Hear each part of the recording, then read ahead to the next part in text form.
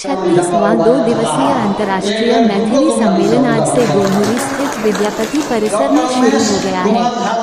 इसका आयोजन अंतर्राष्ट्रीय मैथिली परिषद जमशेदपुर द्वारा किया जा रहा है।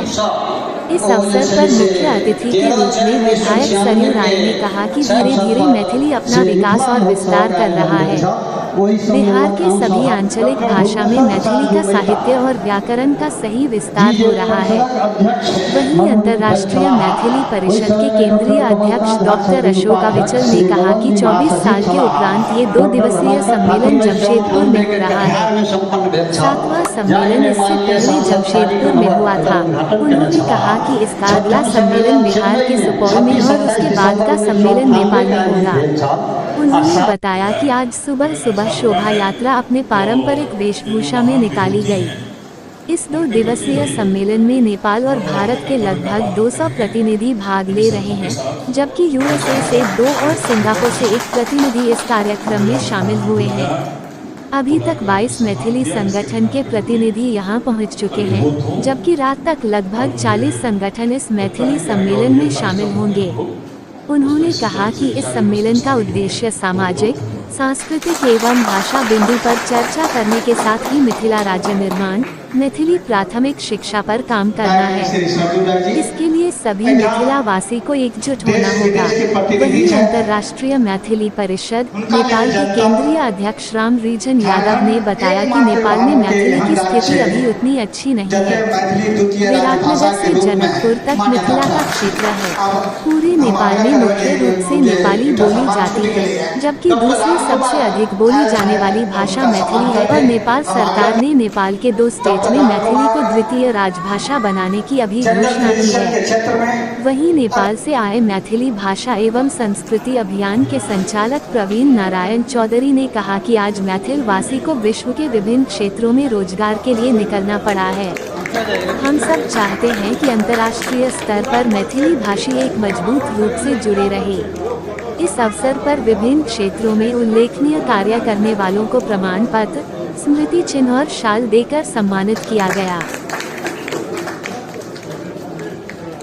ये 36वां अंतर्राष्ट्रीय मैथिली सम्मेलन है और अंतर्राष्ट्रीय मैथिली परिषद शनै शनै अपना स्वरूप का विस्तार भी कर रहा है और विकास भी कर रहा है और एक सार्थक दिशा में विकास हो रहा है।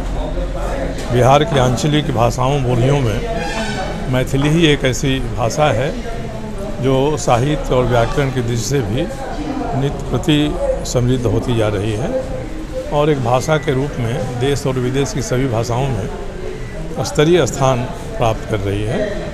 इनका प्रयास है, अल्पकालीन प्रयास, एक दीर्घकालिक रूप में जब भी इतिहास भाषाओं की संस्कृति का, सभ्यता का लिखा जाएगा तो उसमें इसकी किसी न किसी रूप में चर्चा जरूर होगी। यह हमारे सभी के लिए बड़ी गर्व की बात है।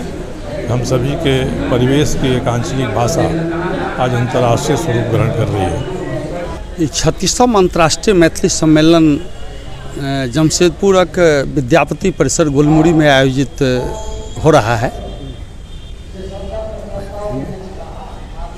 और अंतर्राष्ट्रीय मैथिली परिषद जमशेदपुर इसका आयोजन कर रही है। यह 24 वर्ष के अंतराल के पश्चात यहाँ पर हो रहा है, चूँकि 7वां अंतर्राष्ट्रीय मैथिली सम्मेलन जमशेदपुर में ही हुआ था। अभी केंद्रीय अध्यक्ष जब से मैं बना हूँ तो उसके बाद यह मेरी अध्यक्षता में 3रा सम्मेलन है और अगला सम्मेलन फिर सुपौल में होगा और उसके बाद राजविराज नेपाल में प्रस्तावित है। 36वें अंतर्राष्ट्रीय मैथिली सम्मेलन का प्रारंभ शोभा यात्रा से आज सुबह हुआ है, जिसमें हजारों महिलाएं और पुरुष भाग लिए हैं पारंपरिक परिधान में। क्योंकि अंतर्राष्ट्रीय मैथिली परिषद का मांग हमेशा रहता है कि सरकार और समाज दोनों मिलकर अपने भाषा और संस्कृति का उत्थान करें। अलग मिथिला राज्य का आंदोलन जो आज़ादी के पहले से चल रहा है वह अंतर्राष्ट्रीय मैथिली परिषद का मुख्य एजेंडा में सम्मिलित है, मगर वह तब होगा जब संपूर्ण मिथिला के लोग एक साथ होकर एक सुर में बात करेंगे और मिथिला राज्य की डिमांड करेंगे। उसके लिए ज़रूरी है भाषा और सांस्कृतिक विकास, दोनों पर बातें हो रही हैं। आज महिला के लिए अलग सत्र रखा गया है। उद्घाटन सत्र के बाद अभी कार्यक्रम का उद्घाटन विधायक सरयू राय जी ने किया है और कल विद्युत वरण महतो जी जो सांसद हैं वो रहेंगे, राज परिवार जी रहेंगे। ये बताइए कि कितने प्रतिनिधि आए हैं यहाँ पे भाग ले रहे हैं और बाहर से कितने हैं? नेपाल और भारत से लगभग 200 प्रतिनिधि हैं। इसके अलावा यूएसए से 2 प्रतिनिधि आए हुए हैं और 1 प्रतिनिधि सिंगापुर से संजय जी आए हुए हैं। सलोनी चौधरी यूएसए से आई हुई हैं। केवल 3 कंट्री के लोग बाहर से आए हुए हैं, एक नेपाल और भारत को छोड़कर।